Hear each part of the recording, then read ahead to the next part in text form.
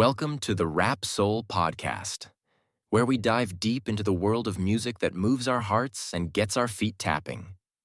This is the intersection of rap and soul music from the 80s, 90s, and 2000s.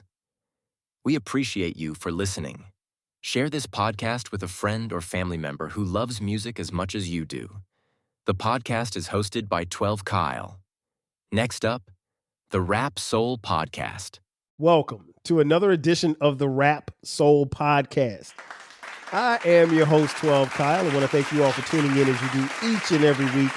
This is the Rap Soul Podcast. This is the intersection of where we have discussions about music, more specifically R&B, hip-hop, rap, and soul music from the 80s, 90s, and the 2000s.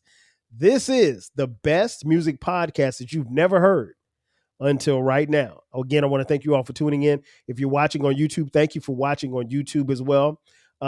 This particular episode, we're going to bring back the series talking about the R&B music that we grew up on. And as I mentioned before, here we talk about music from the 80s, 90s, and 2000s. So we're going to stay right there. And as you can see, I have a guest. Well, she's really not a guest. She's here all the time. My homegirl from the I Can Talk About This All Day podcast. My girl Britt is back in the building. Britt, what up? What's up? What's up? I've been waiting for this for quite some time. Okay. Ever since I heard the episode with J. I've been trying to do this one. So it's about time. Yep. So here's the thing, folks. What we do is I just ask her to come up with a list of the 5 songs that you came up, like kind of helped define you in that particular era of the 80s, the 90s, and the 2000s. Some years a little bit harder than others, but again, we're talking about 10 years here. So without further ado, let's get the podcast cracking. Britt, give me your first song from the 80s, and we'll talk a little bit about it and how you grew up on that song, and who was the artist and so forth and all of that good stuff. So, I got to start it off this way. We're going with Prince. Okay. Adore. Rightfully so. Adore. Everybody knows by now, like, that's my favorite Prince song. Mm-hmm. Favorite love song. You said Adore? Adore. Okay. Favorite Prince song, favorite love song, but I remember my mom's a big Prince fan, and I remember having to wait for my dad to get off work late, and we'd be in the car, and Sign of the Times album came out, and she just played this one. But I loved this song. I've loved this song since I was little. But I just remember it was this, and there was another song from that album that she played a lot, Beautiful Night. But yeah, Adore just has been with me since that came out in like 87. I was like 3. Yeah. Maybe 4. It's a jam, man. I mean, like he said, I was rapping till the sun came up. I mean, like if you've never done that before in your life, I mean, you haven't really lived. I feel sorry for you. Yeah, I feel sorry for you and your mama. Because, I mean, like, it's not my favorite Prince song, but it's my favorite Prince ballad. No, it's not a favorite. My favorite Prince song is 17 Days. I know it's 17 Days. I'm just saying. Man. But Adore is just such a beautiful song. Like, even when he comes in just off that high note, like, Yeah, he said, if God wanted, it struck me blind, your beauty I'd still see. I could go blind, and I could still see how beautiful you were. Love is too weak to define just what you mean to me. Yeah, I mean, ain't enough words, ain't enough nothing. He said some things on that song. He said some things on the song. So you can get some game from that song. That whole entire song, you can get some game. Like you wouldn't believe. Yep. Like you would not believe. So yeah, I think Prince is, I mean, obviously he's one of my favorites, probably my favorite artist. And it's a shame that he's no longer here because some of his music is still, like you said, it's just timeless. It's always been. So, and it was hard to pick. I mean, that's my favorite song. So that part was easy, but if you look, the majority of his really good stuff was in the 80s. No question. So, you got Purple Rain, you even got the Parade album, you got all that was in the 80s. Around the World in a Day, which had Raspberry Beret, you had all that. So hard to choose from if you just like Prince in general, but the fact that song was made in that era, I can pick that one for 80s. No doubt. Mm-hmm. Give me your second song. And these are no particular order, folks. Give me your second song. No. But I will say, if I had to, Adore would definitely be number 1. So, I mean, that's easy. Right. So, just like J Boog, my girl, I have more than 5 on here, so I'm trying to pick and choose. We only need 5. I know. I wrote a couple just in case, because I was fighting with myself, like J Boog and I do. But I'm going to go with this one she actually chose too, is I Want to Dance with Somebody by Whitney Houston. Okay. And I didn't do that just because J Boog picked it. But when I was little, I used to pretend I was Whitney Houston. I'd have a hairbrush and I'd be dancing around. My mom would have my hair like in these puffy ass ponytails, just whatever. And so I would run around. My mom tells me the story all the time. Run around singing Whitney Houston. I thought I was Whitney. Can't sing like Whitney, I can tell you that. But I thought I was Whitney at that age, and that was my favorite song then. So I Want to Dance with Somebody. It's not surprising to hear that story because it sounds very typical of Whitney Houston, because I think she was someone who little girls at that particular time in the height of her stardom just really loved. I mean, she just had this bubbly personality, and she had probably the most powerful voice this side of Aretha Franklin that we've ever heard in music. So yeah, and that time was when she was wholesome. Right. We didn't know all the stuff. Well, she was hood, but I mean, we just didn't know stuff we found out later on. We didn't know all that then. I mentioned on this podcast before, like, it wasn't until like maybe 3 years ago when I was listening to a song and it was like, a few stolen moments is all that we share. You've got your family. Home record. I was like, Whitney was the side chick. He's a good man, Savannah. Right. So I mean, and I don't know if she was singing from experience or not, but it's worth repeating that, that was a wild song. But hearing you tell that story, I think it's very telling and very, basically talking about how the influence that she had on a lot of young ladies such as yourself. And that's not surprising. She was a superstar. She too definitely gone way too soon. Yeah.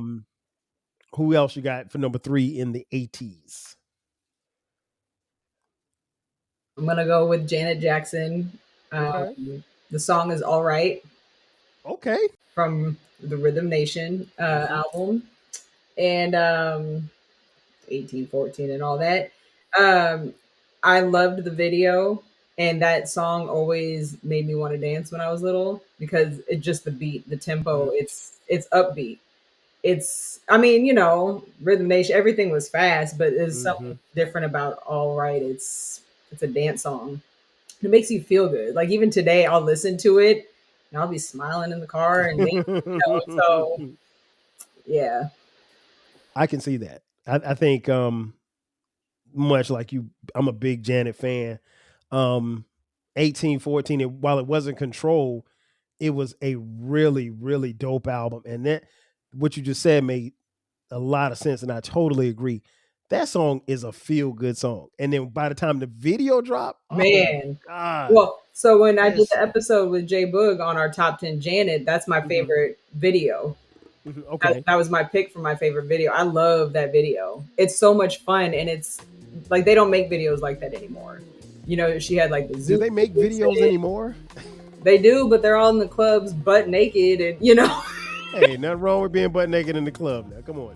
But that's all videos are now. Nobody tells I'm joking. I'm a guy.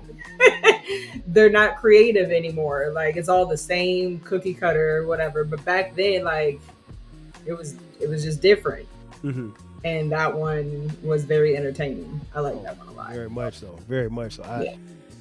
You can't go wrong with Janet. When you said Janet, I wasn't surprised, but all right. Didn't know which one.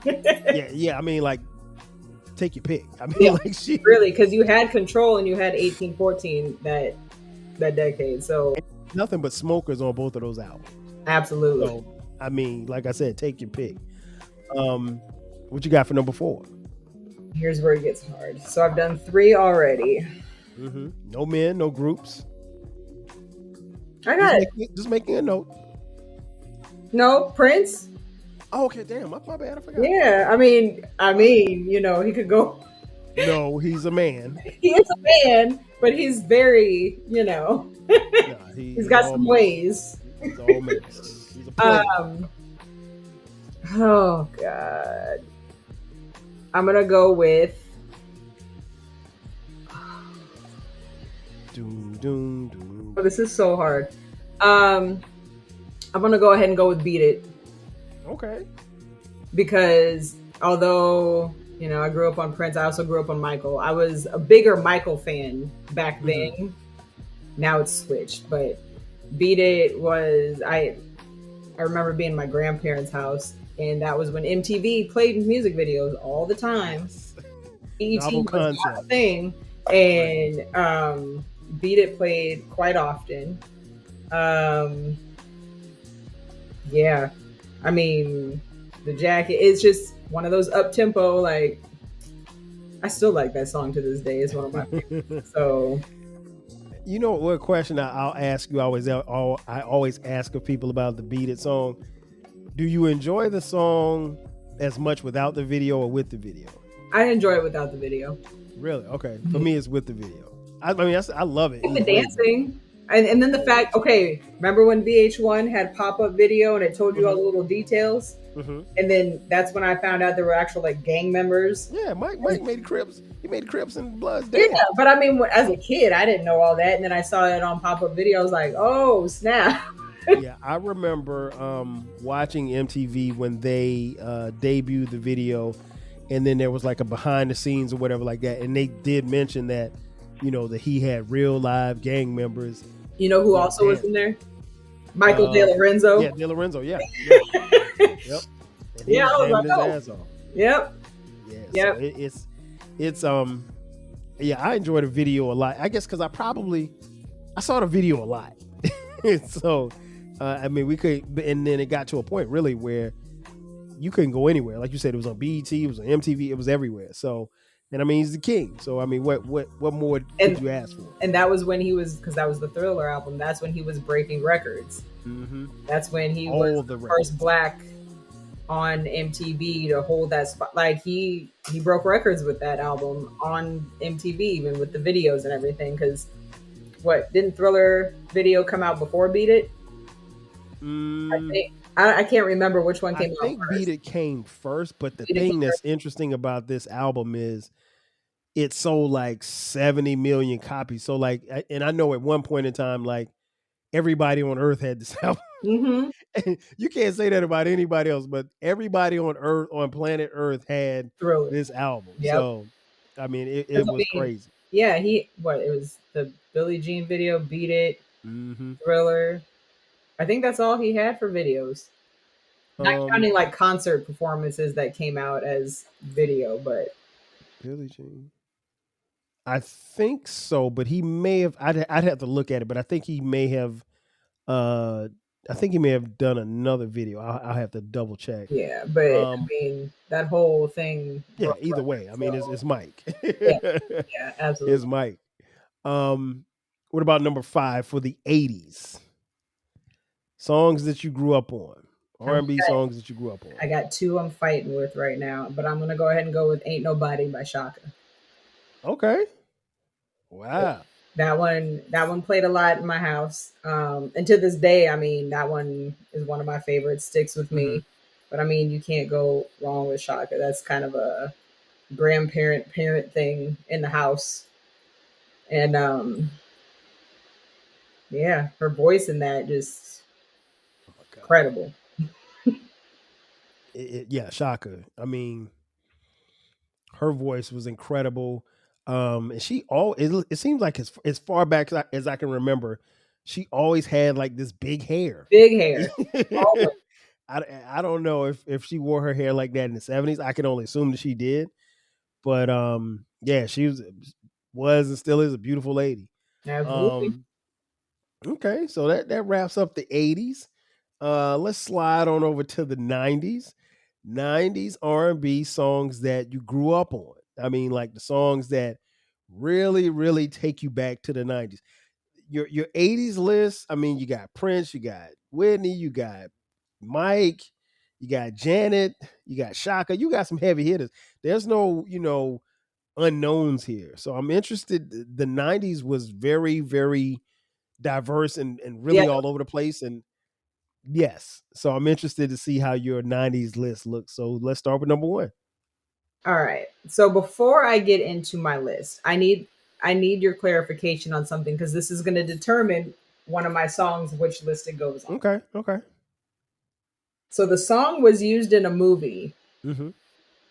in 1998. Okay. But it did not go on an album until 2000. Was it available to the public in 1998? Only on a soundtrack. Doesn't matter. It counts for the 90s. Shit.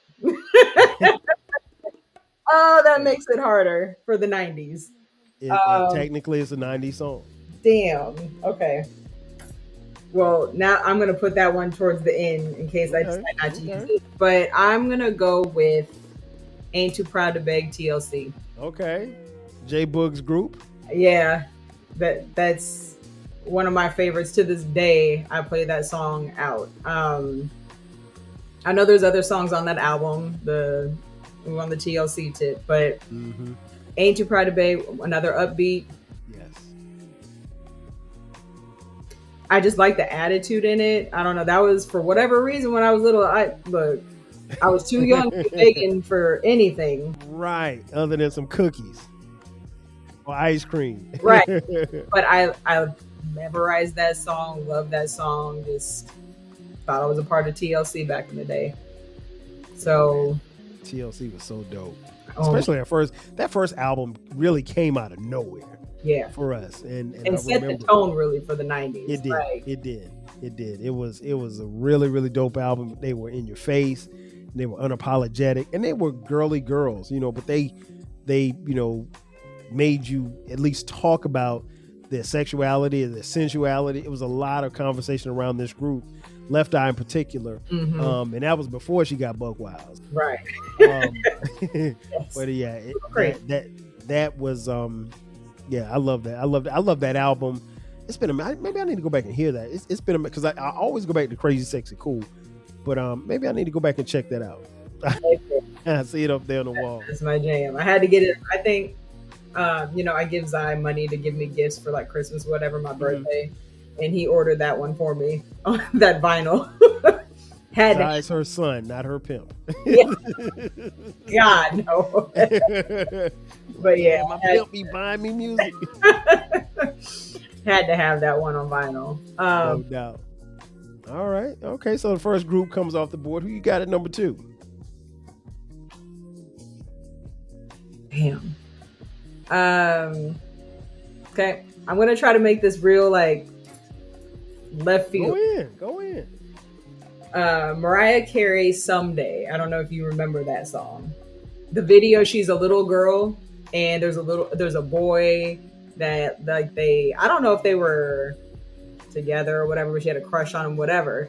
And she says, someday the one you gave away will be the only one you're wishing for. Boy, you're gonna pay because baby, I'm the one that's keeping score. Like, I thought that song, even at that young age, I loved it. I mean, when shit is happening, I mean, ain't nothing happened in a while, but when shit happens, then I'm like, ooh, let me put on this one, Okay. But I love the video because in that video, Mariah Carey she's in a hallway in a school singing. Okay. She's a grown person, but they have little Mariah, little light-skinned girl with curly hair. Okay. And the boy is like paying her no attention and whatever and playing her, all this stuff. But another upbeat one, I love these upbeat ones in the 90s, in the 80s. Yeah. If you don't remember that one, you got to go back. No, I'm making notes here to look that one up. I love that song. That is my favorite Mariah Carey song. Like, I know she's got bangers later on, but hey, this about what you grew up on, not anybody else. I remember watching I watched a lot of music videos when I was like 5 or 6. Of course. I love that video. We all did. Love that video. Okay, so we got Mariah coming in at number 2. Who you got for 3? We're gonna go with Can We Talk, Tevin Campbell. Like, how can you not? That song to this day, when it comes on, you got to sing it just at the top of your lungs. Man, I remember our youngest son Brandon, he was in a this was what, wow, damn, almost 4 years ago. He was in the he was, yeah, it's like 5 years ago. He was in a talent show at his middle school, and he was like, I want to sing a song. I was like, okay, what song are you gonna sing? He's like, I'm gonna sing Can We Talk? I was like, but Tevin Campbell? He was like, yeah. He's like, do you know any other songs, singing Can We Talk?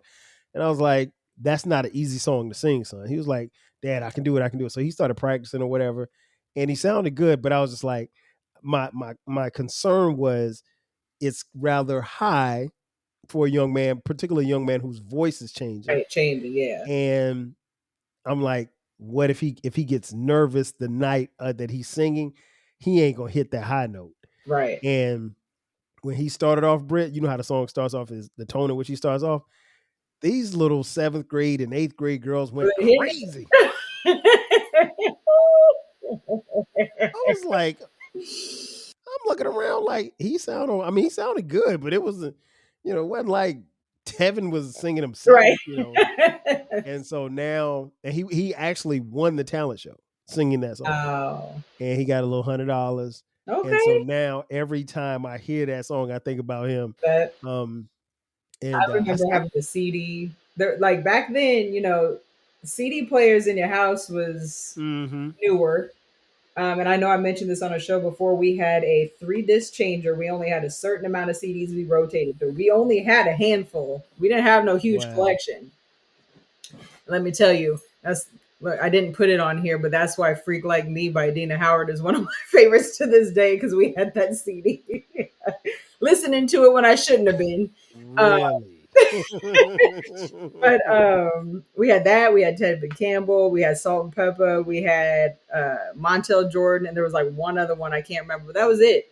But Tevin Campbell, I played that one out. I think Can We Talk has skips because I kept playing it so much. Right. That's what I was going to say. If especially if you didn't have many CDs to listen to, so you got to go with what you got, So okay, that's not a bad song to be on the list. It's not. It's not. I love that song. What you got it for? Okay. Getting tougher. She's blowing y'all. It is, because damn. That now that I got to put that one in the 90s, I was hoping you'd say the 2000s because it didn't go on their album. It don't matter. If it came out in the 90s, it came out in the 90s. People heard it in the 90s. Damn it. That's all right. That leaves one. While as she's stumbling over here, I like putting my guests on the spot, because this, full disclosure, she has to come up with this list. I don't have to do anything. Yeah. I don't have a list. One day I think I may come up with my own list, but it'll obviously be a show that I do by myself. But yeah, so what you got it for, Britt? I'm gonna go ahead and put it on there for the 90s because it came out in the 90s. I really think it should be 2000s, but I'm trying to give you a broad R&B of me. But Devil's Pie by D'Angelo. Fuck this line. Yes. Man, ain't no justice. It's just dust. Yeah. Ash to ashes, dust to dust. Man, listen. That Voodoo album, wee, fire. But the album didn't come out till 2000. 2000, right. So you're right. But that song was in Belly. Yep, it was in 97. Yep, 98. I'm sorry. Yeah, in Belly. And see, here's the thing, and I'm glad that you picked it, because if you would have said 2000, Britt, people would have been in the comments, that song is not in the 2000s. I heard it in Belly, because it is in a very important and memorable scene in Belly. Yep. So it'd be one thing if it was in, like I'm Gonna Get You Sucker in the trailer at the end, it got played at the end of the movie or something like that, where people don't really realize. But I mean, like, particularly songs, and I know at some point we got to do a 90s soundtrack podcast episode. But we need some other people. Like, that needs to be a group. Yeah. It wouldn't just be the two of us. I mean, like, might have to get Baylor and J Boog and Dolomite, just some R&B vets. But like, even there's just certain songs that we remember them, and not only do we remember them in the soundtrack, but we remember specifically where they are placed in the movie. And especially back in the day, because now, I mean, when I say now, meaning like maybe 10 years ago even, soundtracks, none of these songs are in the movie or in the show. Like they just, hey, you want to be on the soundtrack? Cool, here you go. Like I remember being a kid, I got the Men in Black soundtrack. Men in Black was the only damn song on the soundtrack that was in the movie, and it was in the credits. Like nothing had to do with anything in that movie. Yeah, it's different. It is totally different. But you go back to, if you want a podcast where culture, conversation, and life collide, where you get insightful commentary, engaging discussions, and a fresh perspective on everything, then you need to listen to the 12 Kyle podcast. Hosted by the one and only, yours truly, 12 Kyle, a voice that you know and trust. This podcast will bring you thought-provoking moments, compelling stories, and a whole lot of fun. Whether you're a first-time listener or just tuning in, each episode promises to be something new and exciting. So sit back, relax, join 12 Kyle, myself, and my guests as we break down the world around us and give you stories that you've never heard before, from nostalgic throwbacks to everything in between. The 12 Kyle podcast is a front row seat to this conversation. Subscribe now and never miss an episode of the 12 Kyle podcast, where the vibe is always real and the discussion is always worth your time. Are you feeling nostalgic for the golden eras of rap and soul music? If so, tune in to the Rap Soul podcast. We are your weekly journey through the 80s, 90s, and 2000s, spotlighting the music and the hidden gems that shape the soundtrack of our lives. From the powerful beats to the soulful melodies, we bring you the best of the past with fresh insights and stories. Rediscover the music that defined a generation. Subscribe to the Rap Soul podcast and enjoy the vibes. I know you're gonna say something, but you go back to Waiting to Exhale. You go back to all these other soundtracks. Love and Basketball, that bad movie. But you go back, all those songs had a little spot in the movies, and rightfully so. And they told a story. That's the soundtrack. Oh yeah, I mean that's like, even when I think about Straight Up Menace, MC8. You know that even if you didn't see the movie Menace to Society, the song basically told the story of the movie. And so like you just remember those things, and you remember like, I mean, I literally could, like, if you think about, I'll use a movie like Boomerang, you know, the PMD song, you remember where it's placed in the movie, you know, because it's a pivotal part of the movie. So yeah, it's and then like I said, 90s. Yeah, we got to do a soundtracks episode. Yeah, that is, it's in the notes. Okay, we'll do a soundtracks episode. I have purposely held off doing it by myself because it's just so much to cover. Yeah, I'll be waiting on that one. But like you said, you know, you can see the movie with that song, and then on top of that, that's when I think J Boog had mentioned this too. That's when like neo soul was starting to really move. It was getting bigger. Yeah. But, and I mean, don't get me wrong, I love D'Angelo's first CD, Brown Sugar. but It's a joint. yeah, I love that CD. But I had to go with Devil's Pie because I think about Belly, like, no doubt, every time I hear it. I'm glad that you said it the way that you said it, because trust me, there would be at least 5 people, and they're going to send the emails to me. They're not going to send them to you. Well, they're going to send the tweets to me. Oh, I know. Well, the thing is, if I didn't put it on the 90s, I wasn't going to put it on 2000s. It just wouldn't have been a choice. Right. But I'm trying to, hey, makes sense. Not just TLC. It's not just Tevin Campbell. You got some neo soul in there, so makes total sense. I got you got at 5. I got 3 that I'm picking from. Okay, you gotta pick one. You gotta pick one. Don't be late, son. Pick just one. Damn it, Kyle.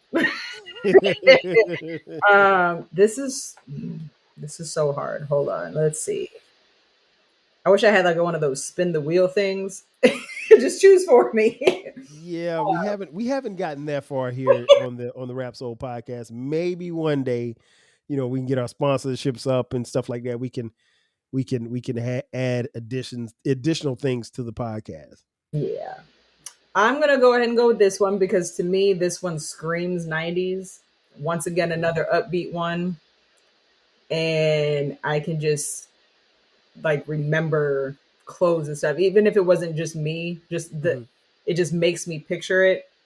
So I'm going with Don't Walk Away by Jade. Man, That used to be on the radio all the time, and like, oh, that, you know what? Quiet as Kept, they had a really good album. They did. I enjoyed that album. They did. I don't know. Did they ever make a second album? Let me look. I don't know. Let me look and see. Jade. I don't know that they did. They had one in 92 and 94. So they did have a second one. I don't know any of these songs on the second one though. But they had 1, 2, 3 singles apparently. Wow. It was called Mind, Body, Soul. Never heard. The first one was Jade to the Max. Yep, Jade to the Max. I had to tell you that was a really, really good album. Okay. Yeah, so we have established the 80s, we have pressed through the 90s, and now we slide into the 2000s. Now, you mentioned before we started recording that the 2000s was a little bit easier to pick. So let's get it cracking with the 2000s. What you got at number 1? Yeah, by 2000s, I'm not fighting with myself. Whatever. It's what it is. Like, right. After 80s, after 90s, like early 2000s had some bangers. They did. Mm-hmm. Yes, but then it just... There was a drift. It fell off a little bit. Just a little bit. I'm going to go ahead and say this one as the number 1. Not number 1, but my first one, because this one's real easy. When this song came out, I mean... looped it. Oh, it's over. Hit rewind. Oh, it's over. Hit rewind. And I don't know why I love this song so much. It is a feel good one. But Let Me Love You by Mario. Ooh, okay. Didn't Neo do that song? That might be why I like it so much too. Neo. Did he write the song? I think so. Neo as a producer is like amazing. Yeah. But something about that song, it makes me feel good. It makes me, even if I'm single, if I'm not going through nothing, like it just makes me feel like I'm being talked to. And so even at the ripe age of 19, I was feeling that way about this song. And I remember being on the way to school, going to college classes with my homegirl. We would be in the car and literally rewind. We both loved it. Rewind. Probably listened to about 20 times on the way from the house to school. I just love that song. Listen, I think I knew the song was pretty popular when it was out, but I don't think I realized how big the song was until like maybe a couple of years later. And I just remember we were at some club or something like that, and it got played, and like everybody and their mama was on the dance floor singing at the top of their lungs. And I was like, damn, this song hitting like that? And it was like, yeah, it's... Love that song. That is a smoker. That is definitely to this day. I'm not surprised that it made the 2000s list, as it should. Mm-hmm. Absolutely. What you got for 2? We're gonna go with "A Woman's Worth" by Alicia Keys. Okay. I knew I was gonna, when I listened to J Boog's episode, I already knew I was gonna pick Alicia Keys because I was obsessed. You can ask anybody, obsessed with Alicia Keys when she first came out. First 2 albums, really. Just, I mean, like high obsession. My grandmother taught me to play piano when I was younger. I'm a little rusty now. However, when she came out, though, I was like, oh no, I need the piano book for her album. I'm gonna try to figure it out. I went and did piano lessons again and made the instructor teach me parts of certain songs. Like, but you were trying to be Alicia Jr. Man, I dressed up like her for Halloween once and fooled somebody. So, hey, I tried. But I'll have to show you the picture. I had my hair braided, I had stilettos, I had the whole thing. Yeah, but I need to see that. That is crazy work. But I mean, Fallen was a good song, but A Woman's Worth is something different. because you heard more of her. There wasn't more background. The song that J Boog picked, though, I absolutely love that song, Butterflies. I didn't want to copy her though, so yeah, because she got me when she said that. I was like, that I don't know if I heard that before. And then I think I don't think we played an episode. I think we played it afterwards, and I was like, okay, I did hear it, but it was one of the songs where I've heard it but didn't know the name of it. Right. But it is a beautiful song. Oh my God, I love that song. But yeah, I'm going with The Woman's Worth, and I like that one too. She was like in an apartment.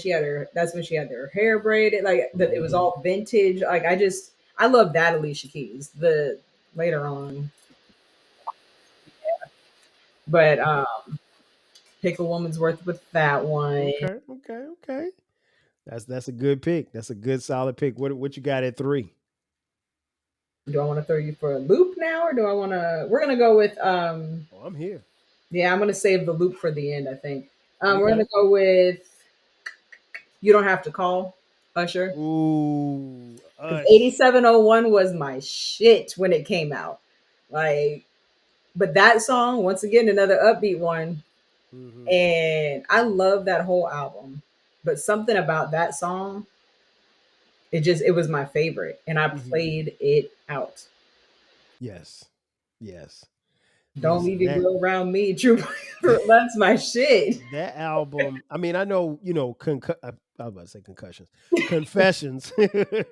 I know Confessions is like his classic or whatever, but don't sleep on 8701. That was a damn good album. I used to try to argue with people. I don't really argue, but 8701, people think that Confessions, like, or 8701 can't touch Confessions. Yes, it can.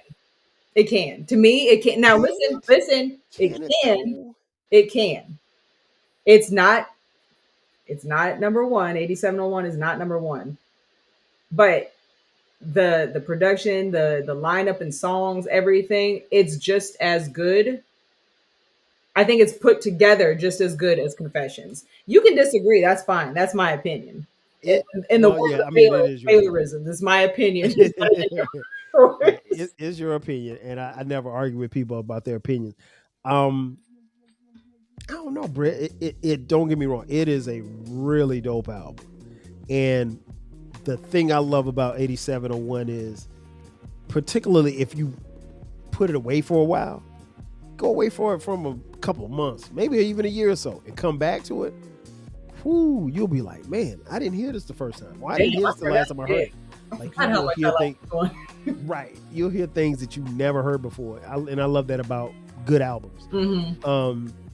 But yeah, it is a dope album. I am glad that you picked that one, and I mean, You Don't Have to Call is one of Usher's greatest. So I mean, love that song. He killed it. He killed it. Let's see. And I think that whole album even has such a good R&B sound. Yes. There's R&B albums, it's R&B because it's R&B. But there's just something about that one, just the whole thing. It's got that like sultry. No doubt. And that album, along with that song, helped put Usher on a different level from his, competitors. Yeah, You Got It Bad. I can't stand this. That shit got played out. You Got It Bad. I mean, and then by the time it got to Confessions, you had the whole breakup with Chili and all the stuff that was surrounding that. And I want to say, I don't know if he was married then, but he was probably close to marrying the lady he married. Close to, yeah. Yeah, so it was a bunch of tabloid stuff. I mean, like, it was the perfect, and I'm not saying like the tabloid stuff helped sell the album. It did, but I don't think that was the purpose of it. But yeah, he was on another level, and 8701 helped him get there for sure. What you got it for? Okay, so I did Usher. We're gonna do Used to Love You, John Legend. Okay. Legend. Yeah, I played that album out pretty good, except for that song. I don't know, like. And that's pretty up tempo too. You got most of them are up tempo. It's funny, like I didn't think it would be that way, but you got a couple of ballads on here early. I do, and I love ballads, but I like a good up tempo song too. Clearly. With Used to Love You, I don't know. I just know I played that one out. I remember being in high school, and that was, having a Walkman, and that was the one that I hit. Shout out to the Walkman. Right? Because that's the one where there's a couple songs on that album where he's really like just telling the girl, like, telling her off, really. He was saying some things. Hold on, because now I got to play part of it, because now I got two of them stuck in my head. Hold on. Nope, because that's the one I got it confused with. Hold on. Where? Maybe it's me. Maybe I bore you. Yeah. No, it's not my fault because I can't afford all that shit. Like, I told you he had some things to say. He did. The other one that I was getting confused with was All Right. Mm-hmm. Yep. Because those two were, for whatever reason, they like kind of mushed together for me. I feel like this one he was talking about somebody though, like not necessarily a personal story. I vaguely remember hearing like it was a story about somebody he knew. I don't think I've ever heard about whether or not it was directed, but I wouldn't be surprised. I wouldn't be surprised. All right, so we're at 5 for 2000. Is this the loop you're going to throw? This is the one you're going to be like, I wouldn't expect that one. Okay. Rendezvous by Craig David. I don't think I even know that song. What? What? Oh, I know Craig David, but I don't think I know that song. So before Craig David's album came out, I know I've mentioned before, my stepdad used to do music videos. Sometimes I got albums and stuff way before they actually dropped. And that was one I got before it dropped. Okay. But when it came out, and people were getting hip to some of his songs, that one I liked more than the others. And once again, on the Walkman, on repeat, on the MP3 player, on repeat, it was Rendezvous. It's a nice, like, that. There's your ballad. There's your other ballad. Okay. It's a nice slow one. He talks about, we can do anything you want to do, and it's whatever you want. I don't know. I just like the sound. His voice went perfectly with the music, and I played that song out. Okay. That came out when? That was early. Yeah, 2000. 2000 was 2000 even or 2002? Okay. 2000 even. Wow. Yeah, that was definitely a loop. I did not expect Craig David to get in the paint, but I'm looking at this list here. So if you're scoring at home, we got for the 2000s, Britt's got "Let Me Love You" by Mario, "Woman's Worth" by Alicia Keys, "You Don't Have to Call" by Ursha, "Used to Love You," John Legend, and "Rendezvous" by Craig David. For the 90s, "Ain't Too Proud to Beg" TLC, "Someday" Mariah Carey, "Can We Talk" Tevin Campbell, "Devil's Pie" D'Angelo, "Don't Walk Away" Jade. And then when we go back to the 80s, Prince, "Adore," "I Want to Dance with Somebody," Whitney Houston, "All Right" Janet Jackson, "Beat It" Michael Jackson, and "Ain't Nobody" Shaka Khan. Let me rock the Shaka. Listen, if you came up in the 80s, once that song came out, Britt, everybody, if you mentioned Shaka Khan's name, you had to say her name like that. Yep. And I'll be honest, it wasn't until maybe about 10 years ago that I realized that was Melly Mel with the voice. I had no idea. I'd heard that song a gazillion times, and I never knew it was me. And I think he collected. We were doing a podcast, and he mentioned something about Melly Mel and Shaka Khan. I was like, when did Melly Mel ever work with Shaka Khan? He was like, "I feel for you." I was like, "Word, that's him?" He's like, "Come on, man, how you not knowing this?" I was like, "I did not know." Yep. So read the line of those kids. This is a really, really good list. I guess before we get out of here, I should probably ask, how difficult was this? Because I think on the surface, and Jay Boog and I talked about this, I think on the surface, if you ask someone, hey, give me 5 songs from the 80s that that you grew up on, like you're like, this is my jam. It takes you back to a memory. It may take you back to your family. It may take you back to your parents. It may take you back to a person that you liked or something, a girlfriend, boyfriend, whatever the case may be. but that's not easy. Like, and I don't know that people, until you sit down and actually have to write it out yourself, I think that's when you realize it ain't as easy as it sounds. So how difficult was this for you to, put all of these songs together? And, because it's only 5, you can't, have this one in as a honorable mention, or you can't have this one in because your cousin recommended it. Right. How difficult was it to put together a list of 5 for each of these decades? So 80s and 90s, it was difficult. I'm glad you didn't ask me to do the 70s, because no, we try to keep it here on the Rap Soul podcast. We try to keep it in the 80s, 90s, and the 2000s. If we did the 70s, man, we could be here all day, for real. 80s and 90s was definitely hard. And especially for people like you, me, J Boog, even Baylor Dolomite, like, we're music lovers. And especially the R&B, like, it's hard to pick those because you have either memories attached, or ones make you feel good, or you just love that song. You can't explain why. There's just so many. And so like I said, I had multiple songs for the 80s, multiple songs for the 90s listed. I could not decide. I could not just pick 5. So I sat here and mentally fought with myself in front of you. But then like 2000s, because it's not that I don't care about it. It's just, it didn't hit me like 90s and 80s did. So I literally had 5 for 2000. That was easy. And sometimes it could be about where you were in life. Mm-hmm. If you're moving around and everything, if you were in high school in the 90s, or if you were, when you started listening to music in your formative years, maybe the 90s might be that decade.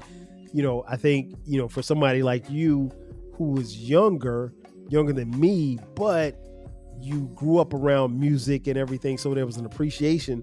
And when your parents are coming up, especially if they got a chance, if they have a choice to play Shaka Khan or Public Enemy, they're probably gonna play Shaka Khan or with you around. They're probably not gonna play Public Enemy in front of you, or NWA or anybody like that. So it just depends. And then let's be honest, music changed. Mm-hmm. It just really changed, and it's not to say that it's worse or better or whatever the case may be, but it changed. And by the 2000s, you mentioned like Jade made your top 5.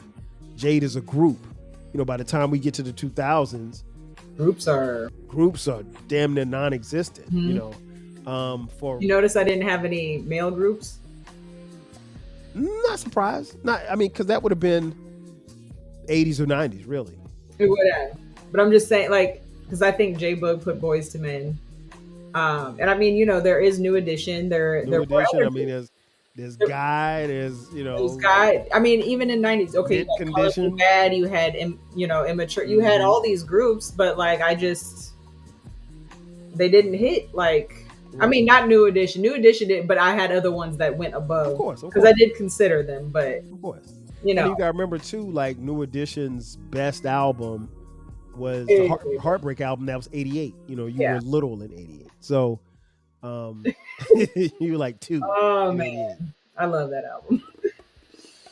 But yeah, I can imagine it. And like I said, J Boog and I talked about that before, that it's not easy to narrow a decade down to 5 songs.